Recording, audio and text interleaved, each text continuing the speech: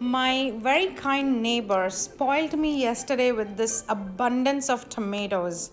So, what else could I do with them other than eating a salad?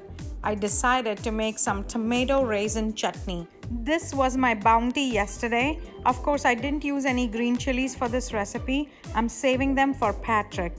I've never made this chutney with yellow tomatoes, so this is a new adventure as well for me.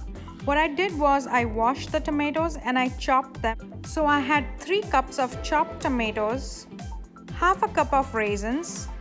You can go even 1 cup of raisins if you like raisins, and you can go with golden raisins as well. And I had a 1-inch piece of ginger that I washed, peeled and chopped. Take a pan, put about 1 tablespoon oil in it and heat it.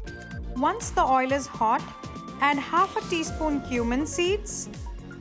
Now you can make this recipe with just cumin seeds.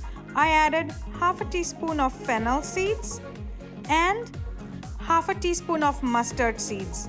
Using just one kind of seeds for this recipe will work as well.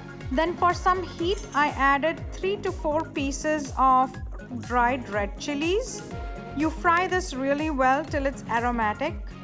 Once everything releases its flavor, add in the chopped ginger and fry it. Next, add in a 1/4 teaspoon of turmeric. Make sure the flame is low. Fry this as well. Now the next thing to add into this is our raisins.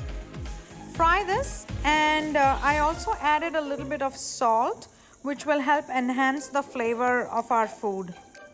Add in the salt, fry it, and then the next thing to put in this would be our star of our show, not me, but the tomatoes.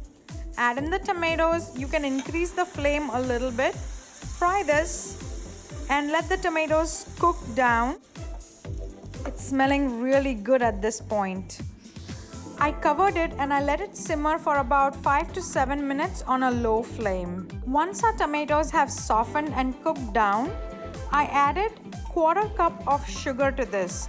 You can go a little bit more or a little bit less depending on how you like it. I like my chutneys to have all kinds of notes in it, like sour, sweet, spicy. So a 1/4 cup of sugar worked for me. Here we go. Mix it, make sure it doesn't burn. Taste it and adjust seasonings if you think it needs anything.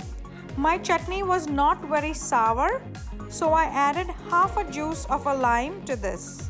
You can skip the lime if you don't want it to be sour but want it to be a sweet chutney. I tasted my chutney. I felt it was still missing something, so I added a 1/4 teaspoon of red chili powder to give it a little bit of heat. Adding the chili powder gave it the perfect flavor profile that I was looking for. You can skip this if you don't want it to be too hot. Our chutney is ready.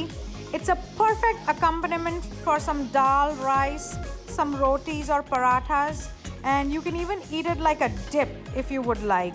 I grew up eating this chutney a lot, and I will still say my mom makes it best. Chutney and video by Shorna. Today's chef's tip is a simple one. Whenever you make Indian food especially, make sure your oil is hot before you add your whole spices. This results in maximum flavor being released when the spices are added and bloomed in the hot oil. Thank you for watching.